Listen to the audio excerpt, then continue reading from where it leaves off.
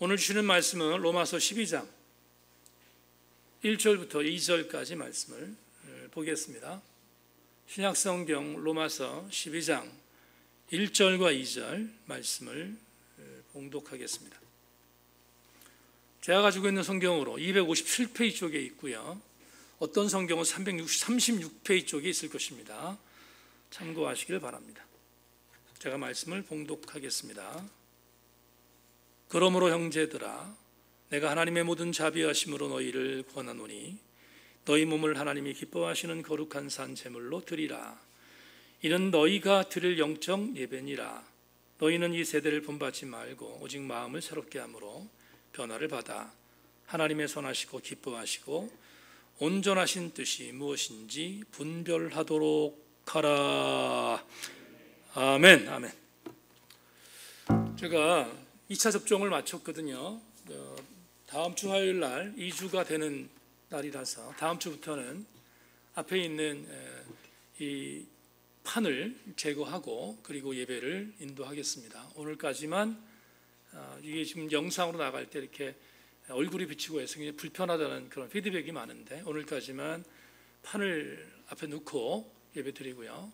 2차 접종을 마쳤기 때문에 다음 주부터는 이 판 제거해서 예배를 드리도록 자, 오늘 말씀 듣기 전에 김미수 전도사님이 만드신 주님을 모르던 세월, 많이 불러본 찬양인데 함께 이 찬양 나누고 말씀을 나누겠습니다. 주님을 모르던 세월.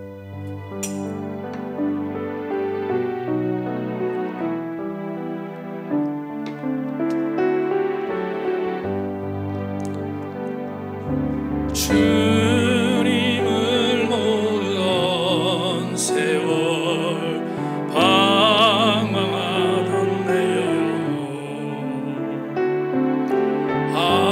아름다운 목자 음성을 거역하며 살았네. 달콤한 욕과 즐거움 나를 썩게 하여도 사망의 그늘이 지는 줄 생각지도 못했네. 그림자 같은 나를 욕심으로 채우고 항상 나나마 위하여 쓸모없이 지냈네.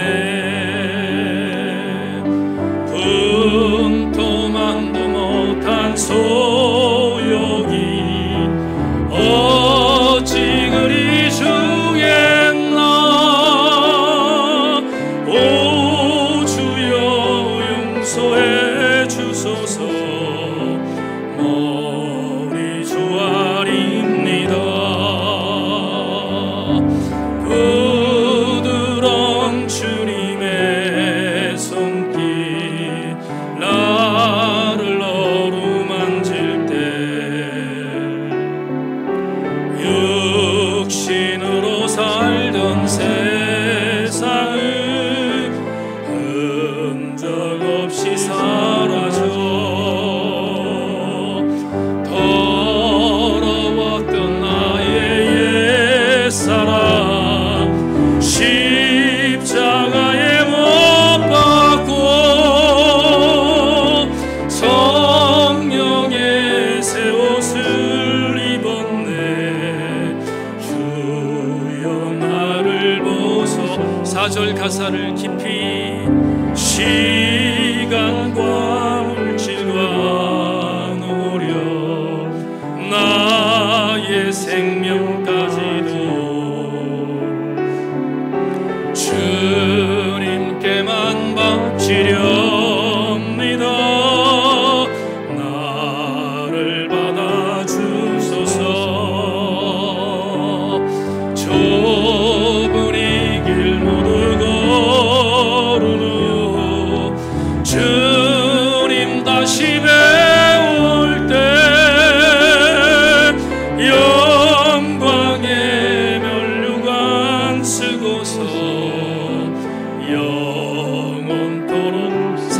또한 다시 한번 고백하는 마음으로 시간과 물질과 노력 나의 생명까지도 주님께만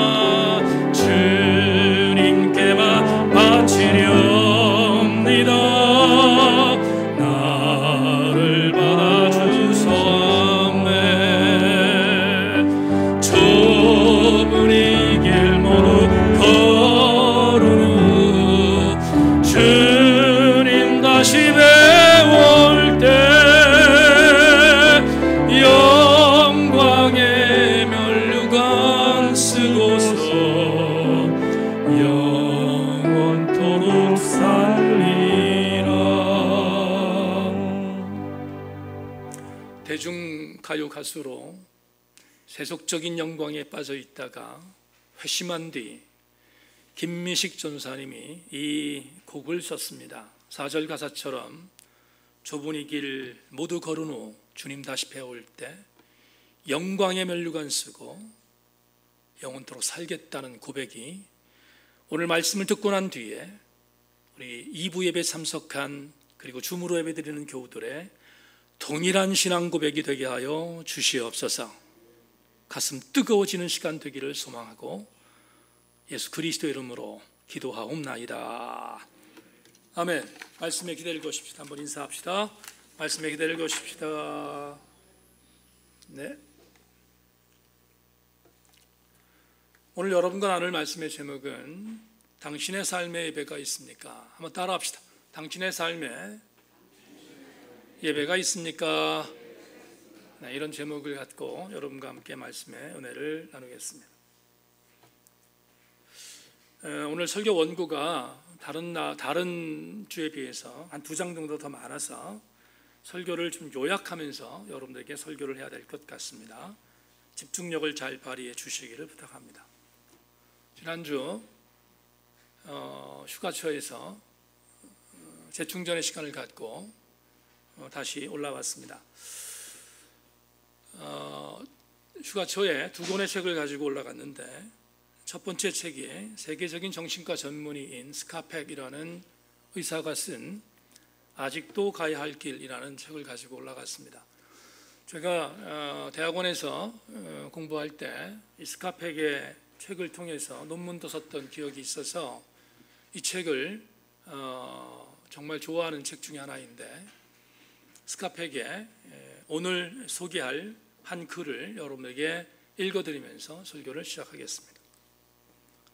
사랑받는 것이 목적이라면 그걸 성취하지 못할 것입니다. 확실히 사랑받을 수 있는 유일한 길은 자기 자신이 사랑을 받을 만한 가치가 있는 사람이 되는 것입니다. 삶의 첫 번째 목적이 수동적으로 사랑받는 것이라면 당신은 사랑받을 가치가 없는 사람입니다. 이 문장 속에서 맨 마지막 스카펙의 문장을 여러분 저는 가슴에 잘 담았습니다. 삶의 첫 번째 목적이 수동적으로 사랑받는 것이라면 당신은 사랑받을 가치가 없는 사람입니다. 굉장히 많은 생각을 하게 하는 문장입니다. 대체적으로 신경정신과 전문의들은 정신분열증 환자의 초기 증상을 자기애적 퇴행이라는 단어를 사용해서 진단합니다. 다시 말하면 정신분열증 환자의 시작은 자기 중심에 대해서 점점 나빠지는 상태, 그 상태를 정신분열증의 초기 증상으로 진단하는 것은 대단히 주목할 만한 점입니다. 여러분, 사랑받는 것을 싫어하는 사람이 어디 있겠습니까? 나를 사랑해 주는 것을 싫어하는 사람이 있겠습니까? 없습니다.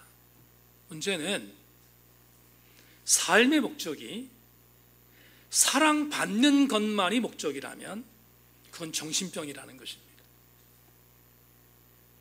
그래서 스카펙은 연이어서 이 책에서 아주 중요한 일가를 이렇게 합니다. 사랑은 거저 주는 것이 아니라 분별 있게 주는 것이다.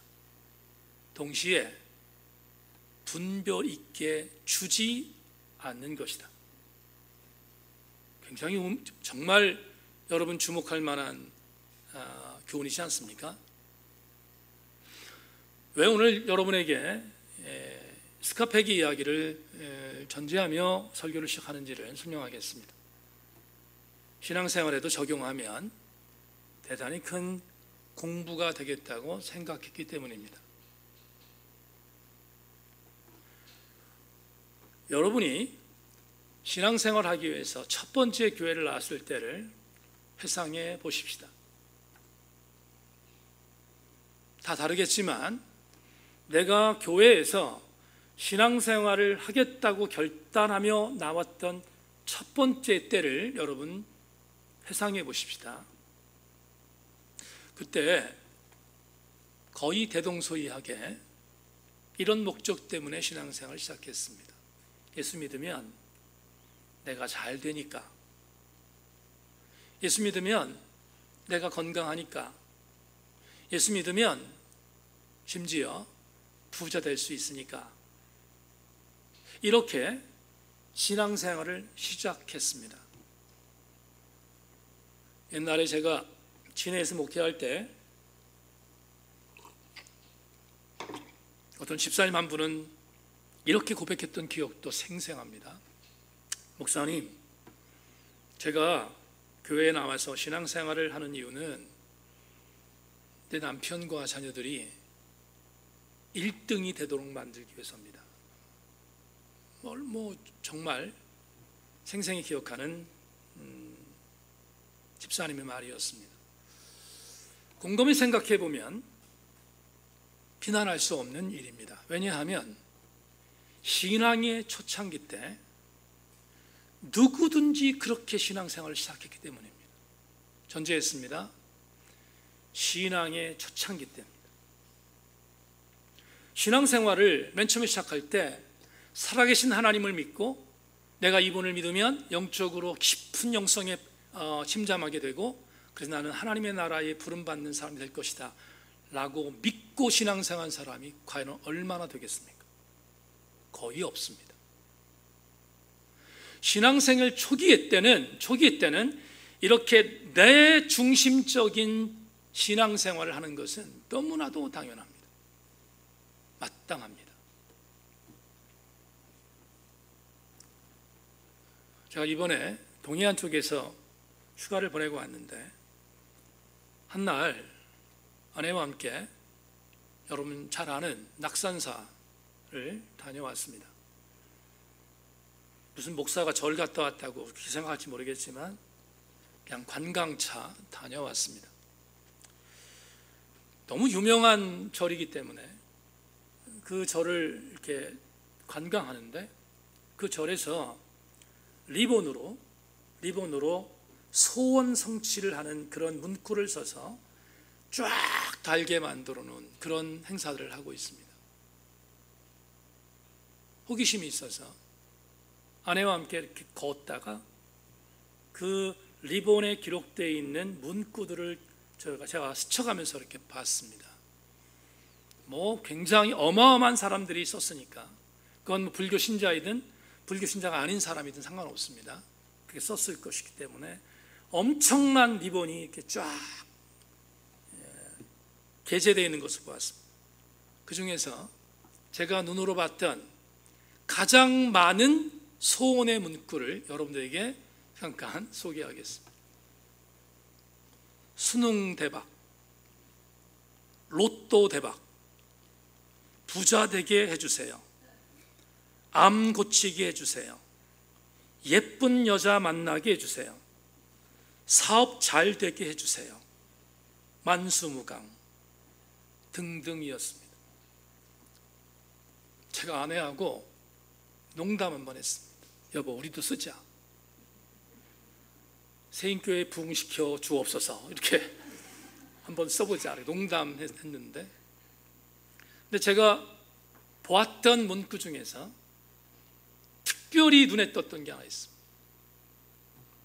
이번 대통령 선거에 윤석열이 되게 해 주십시오. 이렇게 쓴 것을 보았습니다. 근데 저쪽 끝에 가서 보니까 이런 문구도 있었습니다. 이번 대통령 선거에 윤석열은 절대 안 됩니다. 이렇게 쓴 것도 봤습니다.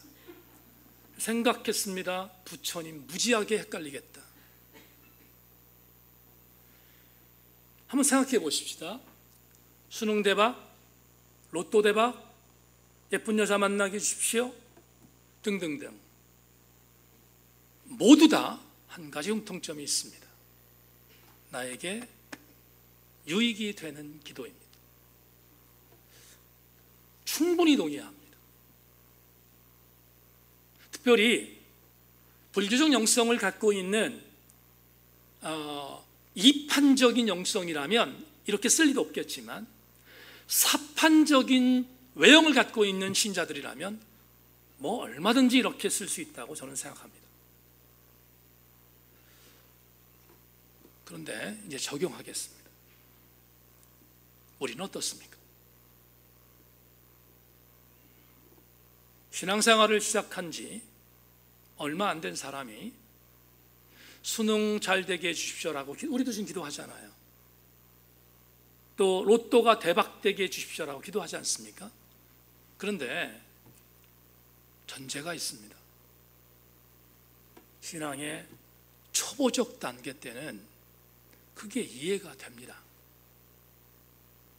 스카펙이 말했던 것처럼 삶의 첫 번째의 목표가 사랑받는 것, 이게 유아적인 상태라면 얼마든지 이해가 됩니다. 문제는 신앙생활한 지 1년이 지나서 5년이 됐고, 5년이 지나서 10년이 됐고, 10년이 지나서 20년이 되었습니다. 세월이 흘렀습니다. 성경도 읽었습니다. 성경 공부도 했습니다. 말씀도 들었습니다. 그리고 종교적인, 우리 기독교적인 영적인 체험도 했습니다. 그런데 만에 하나 그런 사람이 1년 때 믿었던 신앙의 기도 제목과 그런 경험을 한 뒤에 신앙의 기도 제목이 여전히 변하지 않았다면 그건 신앙적 정신병이 아니겠습니까? 그거야말로 영적인 정신분열증이 아닙니까? 하나도 바뀌지 않았다면 그거야말로 재앙이지 않습니까? 10월부터 히브리서 강해를 여러분들에게 함께 나누겠다고 간구까지 했습니다.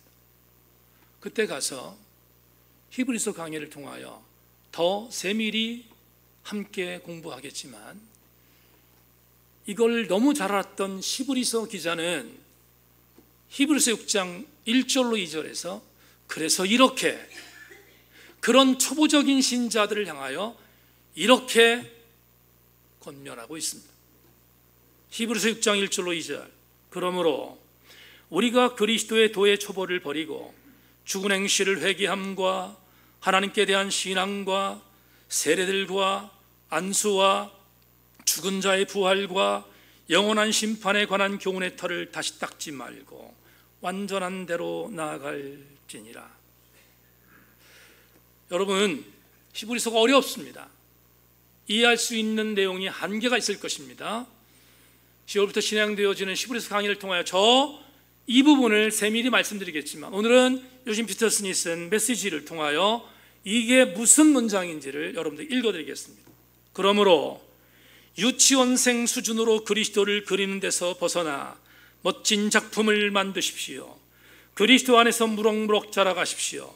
그 기초가 되는 진리는 자기 힘으로 구원을 받으려는 노력을 버리고 하나님께 돌아서서 그분을 신뢰하는 것과 세례에 관한 가르침과 안수와 죽은 자의 부활과 영원한 심판입니다.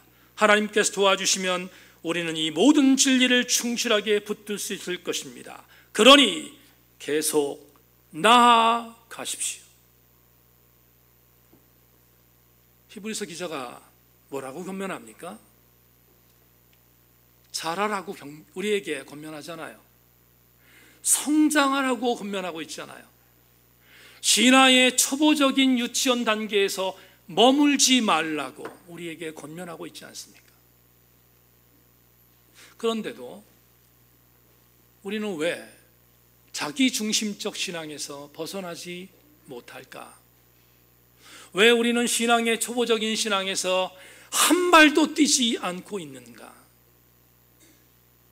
여러분에게 오늘 본문을 통해서 그 이유와 대안을 제시하겠습니다.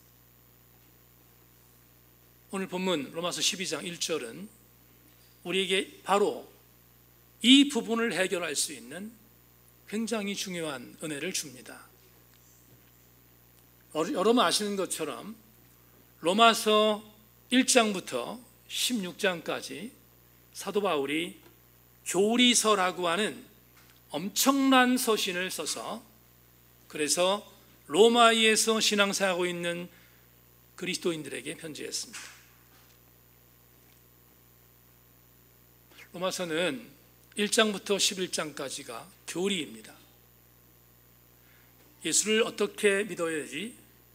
예수님은 누구이지? 하나님은 어떤 존재인가? 등등을 정말로 기가 막힌 해박한 지식으로 바울이 기록한 기가 막힌 교리서가 1장부터 11장까지 기록되어 있습니다. 그런 뒤 12장부터 15장까지 교리를 말했으니까 이 교리를 갖고 이제부터 그리스도인들은 이렇게 살아야 합니다 하는 것을 알려주는 신앙적 행동 강령이 12장부터 15장에 기록되어 있습니다.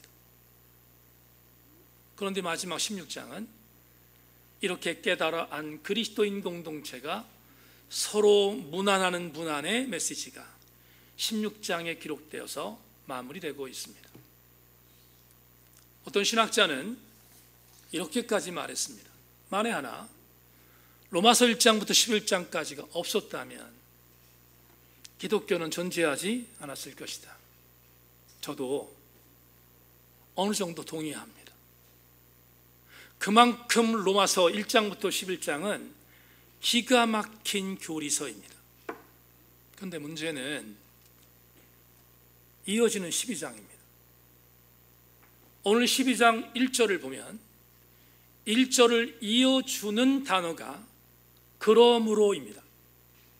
그러므로라는 헬라어 운이라는 인과관계 접속사는 앞에 있는 원인이 있으니, 이제 원인이 뭐겠습니까? 교리입니다. 너희들에게 이런 교리를 제시했으니 그러므로 이제부터 신앙인들께 살라는 가장 중요한 연결고리가 그러므로라는 접속사입니다. 또 한 가지 주목할 것을 소개합니다.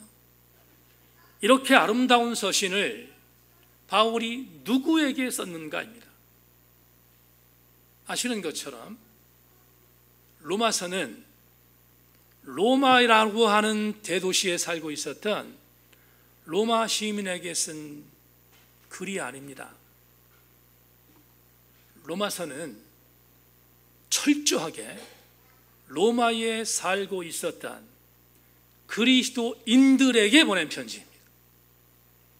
그래서 이 서신은 그리스도인들이 받아서 읽어야 하는 서신이었습니다. 일본인 작가 중에 시오미 나나미라는 작가가 있습니다. 로마인 이야기라고 하는 7부터 15권까지의 책을 썼습니다. 정말 걸작인데요.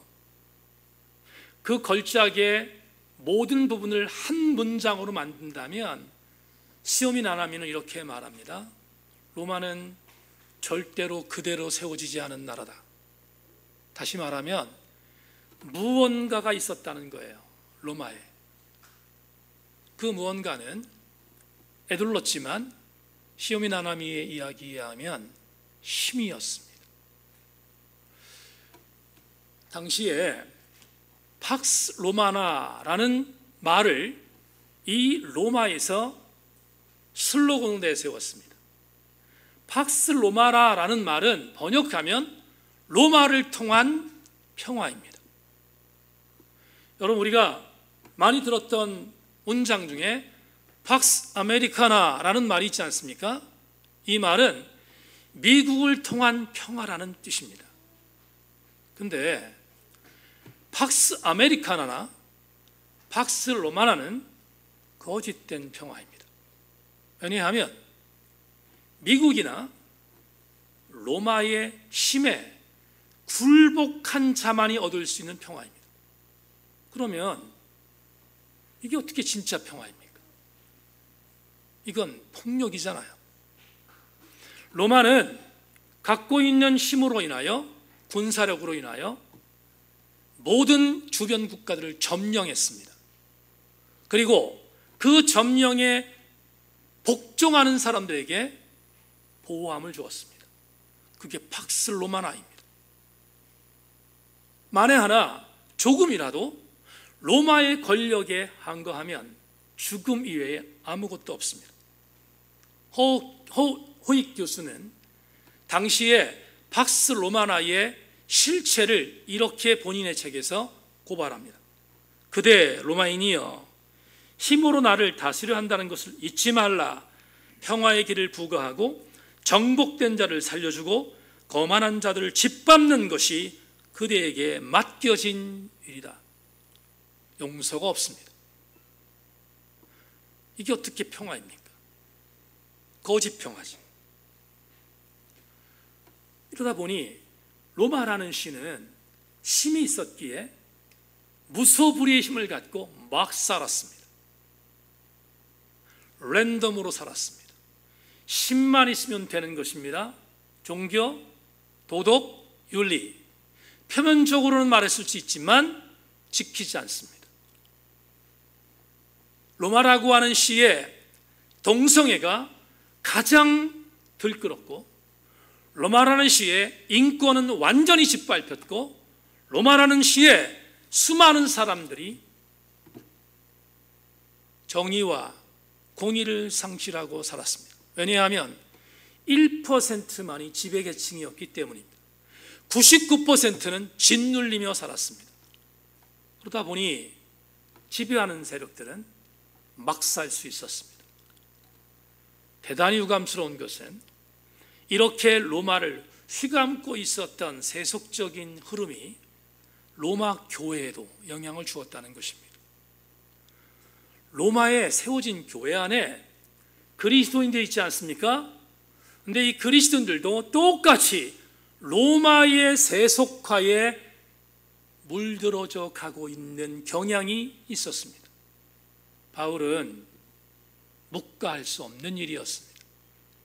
그래서 사도 바울은 로마 안에 세워져 있는 교회의 성도들에게 하나님을 믿는다는 것이 무엇인가를 가르쳐 주기 위하여 교리를 말했고, 그 교리를 말한 뒤에 교리를 배웠으니 이제부터 오늘 본문에 있는 것처럼 그러므로 이렇게 살라는 신앙의 행동 강령을 오늘 본문에서 우리에게 제시하고 있습니다. 그렇다면 오늘 본문, 이 본문은 우리에게 대단히 중요한 영적인 교훈을 주지 않겠습니까? 어떤 겁니까? 적어도 그리스도인답게 사는 삶이 어떤 것인가를 우리에게 제시해 주고 있습니다. 여러분, 1절을 다시 한번 읽어보겠습니다. 오늘 본문 1절 다시 한번 같이 읽어보겠습니다. 나오죠 지금? 같이 읽습니다. 시작. 그러므로 형제들아, 내가 하나님의 모든 자비하심으로 너희를 권하노니 너희 몸을 하나님이 기뻐하시는 거룩한 산 제물로 드리라. 이는 너희가 드릴 영적 예배니라. 다 같이 아멘. 여기서 우리는 아주 중요한 내용을 발견하게 됩니다. 하나님께서 로마에 있는 교우들에게 바울의 입을 통하여서 적어도 너희들이 그리스도 예수의 이름으로 구원받은 자라면 이렇게 살아야 되지 않겠는가를 시작합니다. 그러므로 이렇게 살아야 된다는 것을 시작하는데 제시한 아주 중요한 내용이 뭐냐면 바울이 이렇게 말합니다. 로마 교회의 사랑하는 형제와 자매들이여, 너희들의 몸을 거룩한 산 제물로 드려라, 이렇게 말합니다. 엄청난 도발이에요. 왜 도발입니까? 로마의 세속화에 굴복해서 로마의 교회의 성도들도 막 살았습니다. 동성애가 판쳤다고 했습니다. 그리고 로마 교회 안에 있는 성도들도 노예를 짓밟았어요. 그러니 그리스도인다운 구석이 없는 거예요. 이것으로 인하여 바울이 묵과할 수 없어서 경고하고 있습니다. 뭐라고? 로마에 살고 있는 교회의 형제와 자매들이여, 너희의 몸을 하나님이 기뻐하시는 거룩한 산 제물로 드려라. 도발입니다. 그런 뒤에 그 이유를 이렇게 제시합니다. 왜 너희들이 하나님이 기뻐하는 거룩한 산 제물로 살아야 하는가? 그런 뒤에 오늘 1절 마지막 부분에서 분명히 이렇게 답을 제시합니다. 그게 너희들이 하나님께 드릴 영적인 예배이기 때문이다, 이렇게 말합니다. 영적인 예배에 밑줄을 한번 긋고 함께 나누겠습니다. 우리나라 개역개정판에 영적 예배다라고 말한 이 영적이라는 단어를 다시 여러분에게 설명합니다. 틀린 번역이 아닙니다. 맞습니다. 그러나 조금 더 원어적으로 적절한 단어로 바꾸겠습니다. 영적이라는 단어는 헬라 원어 성경을 보면 로기켄이라고 쓰여 있습니다. 이 로기켄은 지금 개역개정 우리가 보고 있는 성경에는 영적이라고 되어 있지만 원래는 이 단어는 합당한이라는 단어입니다. 이유가 될 만한 이란 뜻입니다. 근거가 될 수 있는 이라는 뜻입니다.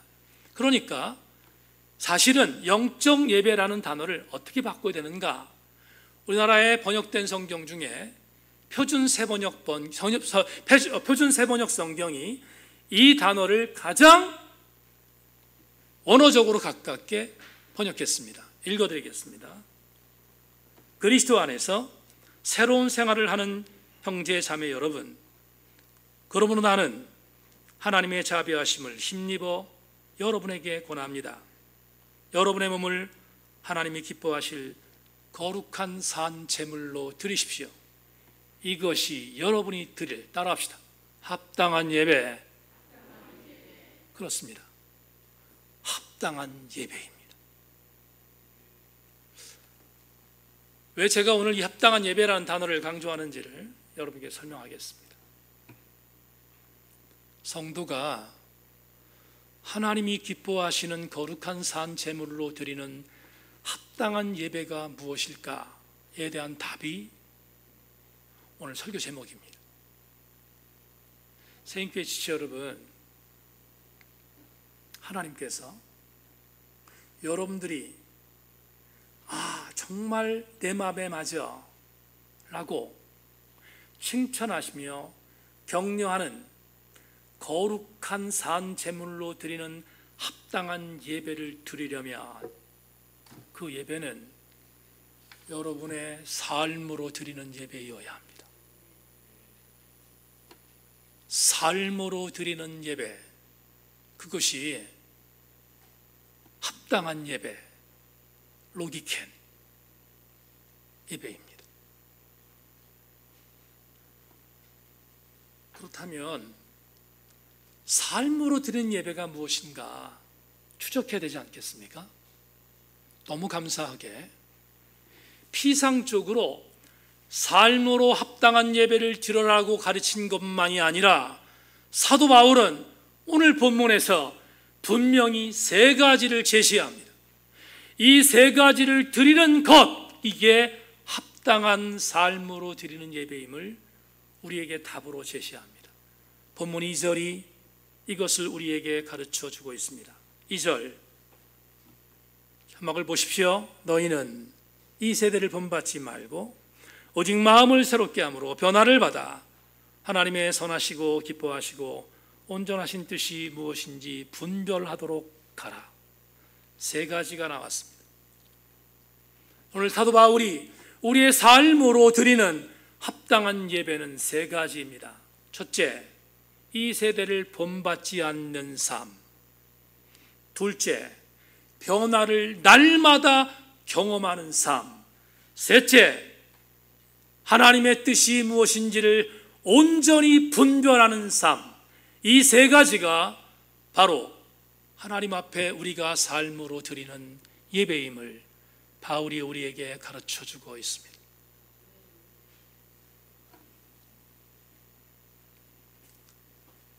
세인교회 성도 여러분, 이 세대를 본받지 않기를 소망합니다.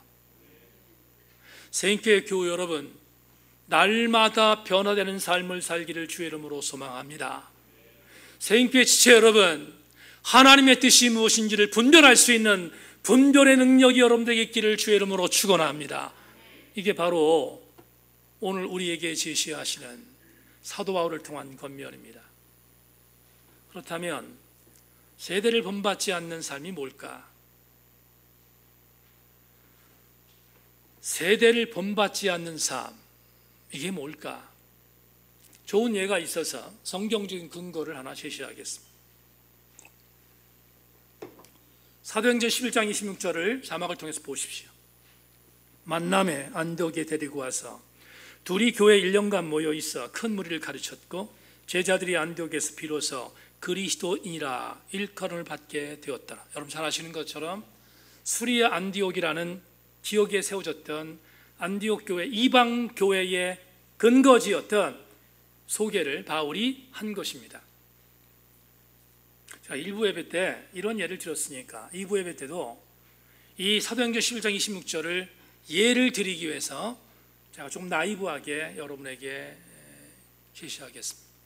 눈에 띄는 1부 예배 때는 이서영 집사를 예를 들었으니까 2부 예배 때는 언니를 예를 들겠습니다. 이선민 집사가 예배를 드리고 있는데 제가 이선민 집사한테 이렇게 말합니다. 이선민 집사, 그래, 아들 둘을 키우고 남편과 함께 신앙의 여정 안에서 지금 직장생활까지 하면서 정말 최선을 다하여 그리스도인의 삶을 살려고 노력합니다. 이 집사님 정말 격려합니다. 집사님 정말 아름다운 그리스도인입니다. 이렇게 제가 격려했다 칩시다. 그러면 이 격려는 별로 놀라울 일이 아니에요. 왜냐하면 너무 당연한 일이니까, 너무 마땅한 일이니까 그럴 수 있지 않습니까?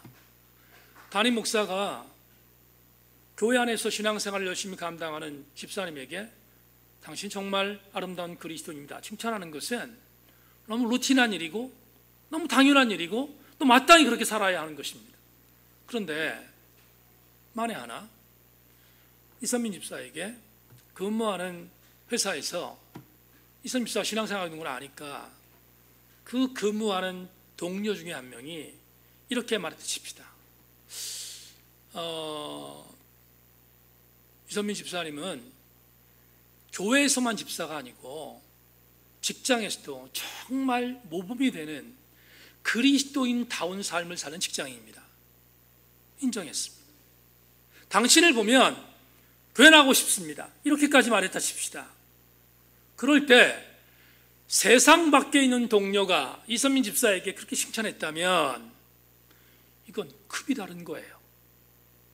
그렇지 않겠습니까? 왜냐하면 진짜라는 의미를 확인시켜 주는 거잖아요. 크리스티아노스라는 사도행전 11장 26절에 나오는 비로소 그리스도인이라 일컬음을 받았다는 이 단어는 절대로 쉽게 넘어가서는 안 되는 단어입니다. 왜? 적어도 수리아 안디옥 지방에 있었던 사람들이 수리아 안디옥 교회에 있는 성도들에게 붙여준 별명이니까 인정한다는 것이잖아요. 그렇다면 이들은 분명한 공통점이 있을 것입니다. 적어도 수리아 안디옥 교회 공동체에서 신앙생활하고 있었던 그리스도인들은 수리아 안디옥의 세속과 닮지 않았다는 것입니다. 수리아 안디옥에 있는 세상과는 닮지 않았다는 것입니다. 따라가지 않았다는 것입니다. 우리가 신앙인으로서 하나님이 기뻐하는 합당한 예배자가 되기 위해서는 여러분의 삶 현장에서 세상을 닮아서는 안 됩니다. 세상을 닮는 것은 합당한 예배를 드리는 삶의 예배자가 아니기 때문입니다. 둘째, 변화를 날마다 경험하라 했습니다. 변화를 날마다 경험하라. 주목할 것은 변화를 날마다 경험하는 것입니다. 날마다라는 것은 일시적 변화가 아닙니다. 연속적 변화지. 그래서 이 날마다 변화라는 의미에 대하여 신학자들은 이렇게 말합니다. 바울이 오늘 로마서 12장 2절에서 말할 때 변화를 받아라는 메타몰포라는 이 헬라어 단어를 이렇게 해석했습니다. 이 변화는 체인지가 아니라, 체인지가 뭐예요? 변화되는 거 맞아요. 그런데 겉모양이 변하는 것, 성형수술에서 겉모양이 변하는 것, 그걸 체인지라고 하는 단어를 씁니다. 그런데 메타몰포라는 이 단어는 신학자들에 의하면 이건 절대로 체인지가 아니라 날마다 변하는 트랜스폼이다. 트랜스폼은 뭐죠? 본질이 변하는 것입니다. 본질이 바뀌는 것. 여러분, 성형수술에서 얼굴이 바뀌는 것은 체인지예요. 그러나 내 심장이 바뀌는 것을 트랜스폼이라고. 적어도 합당한 예배자가 되려면 본질적인 변화를 날마다 경험해야 합니다.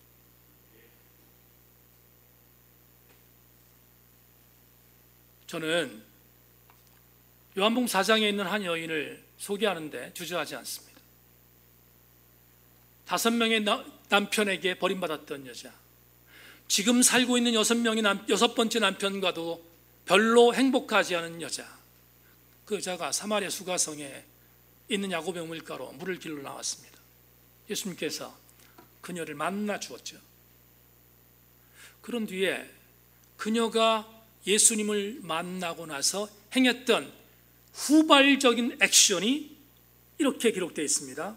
요한복음 4장 28절 29절, 여자가 물동이를 버려두고 동네로 들어가서 사람들에게 이르되 내가 행한 모든 일을 내게 말한 사람을 와서 보라, 이는 그리스도가 아니냐 하니, 두 가지가 기가 막히게 되어 있어요. 여러분, 요한이 뭐라고 말합니까? 이렇게 말합니다. 이 여자는 물동이를 버렸다, 이렇게 말합니다. 그런 뒤에 물동이만 버린 것이 아니라 사마리아에 가서 나는 정말 힘든 과거를 갖고 있었던 여인이었습니다. 여자였습니다. 내가 변화되었습니다. 내가 예수를 만났습니다. 변화되었습니다. 나를 이렇게 변화시켰던 예수를 와서 보라고 선포했던 이 사마리아 수가성의 여인을 보면서 영국의 더램 대학의 찰스 버렛 교수가 이렇게 이 구절을 해석했습니다. 물동이를 버림으로 그녀는 자신의 과거와 완전히 절연하고 있다.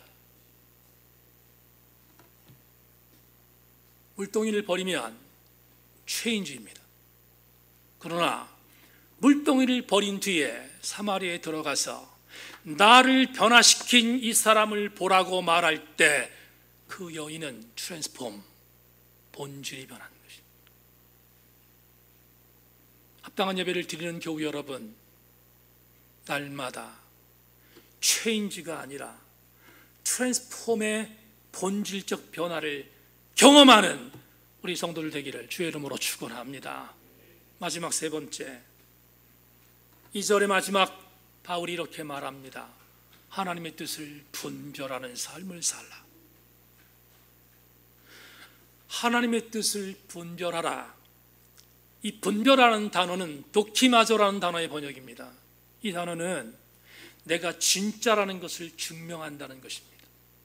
그러려면 오늘 바울이 세 가지를 전제합니다. 적어도 내가 진짜인가를 확인하려면 세 가지가 맞아야 함을 제시합니다. 첫째, 목적이 선해야 한다. 둘째, 하나님이 기뻐하셔야 한다. 셋째, 과정이 온전해야 한다.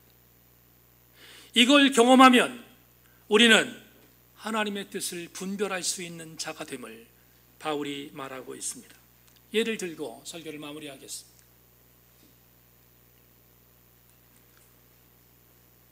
여러분, 텔레비전 뉴스를 통해서 다 보셨을 줄 압니다. 기자가 가리고 포승줄을 묶여오는 한 사람이 물었습니다. 왜 여자를 죽이려고 했습니까? 그러자 발길질을 했습니다. 그런 뒤에 여론이 악화돼서 그 사람의 얼굴이 드러났습니다. 56세 된 강윤성이라는 사람입니다. 근데 제가 주목하는 것은 강윤성이라는 이 사람의 감옥에서의 동선입니다. 이 사람을 변화시키기 위해서 한 목사님이 최선을 다했다고 하는 이야기를 들었습니다. 어느 날 이 강윤성이라는 사람이 목사님에게 이렇게 말했습니다. 목사님, 저는 이제 새로워졌습니다. 저는 정말로 새로운 삶을 살 것입니다 라고 말했다고 합니다. 흥분했던 목사님이 한 사람이 변화된 걸 보니까 얼마나 기쁘겠습니까? 그래서 탄원서를 써서 가석방에 대한 좀 빠르게 석방하는 부분들을 탄원까지 했다는 이야기를 듣다가 참담했습니다. 아주 오래전 밀양에서 전도연이라는 여배우가 행했던 대사가 오버랩됐기 때문입니다. 내가 용서하지 않았는데 하나님이 용서하는 것을 내가 어떻게 받으라는 것입니까? 드라마니까, 영화니까 가능해요. 그런데 저는 이 강윤성이라는 사람을 보면서 그때 쓰라렸던 아픔들이 고스란히 떠올랐습니다. 사람이 변화되는 것은 한 번에 옥수수를 뻥튀기통에 넣어서 뻥 터뜨려서 단 한 번에 변화된다면 얼마나 좋겠습니까? 근데 죄송하지만 사람은 그렇게 트랜스폼 되지 않습니다. 사람은 나의 잘못된 자아를 오늘도 회개하고 내일도 뉘우치고 삶으로 바뀌어지는 연속적인 변화 끝에 변화되는 것입니다. 왜 우리는 하나님의 뜻을 분별할 수 있는 분별력이 필요한가?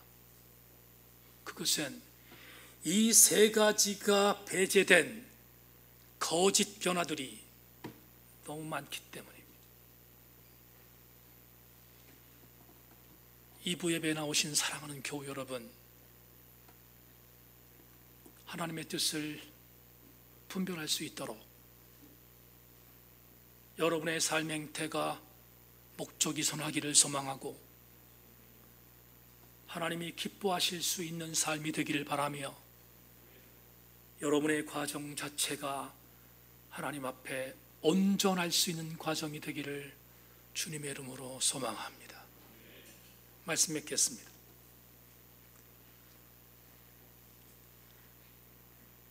오늘 입관 예배에 참여해서 강영자 권사님을 하나님 나라에 파송하는 절차에 임할 것입니다. 강영자 권사님이 정신이 온전하셨을 때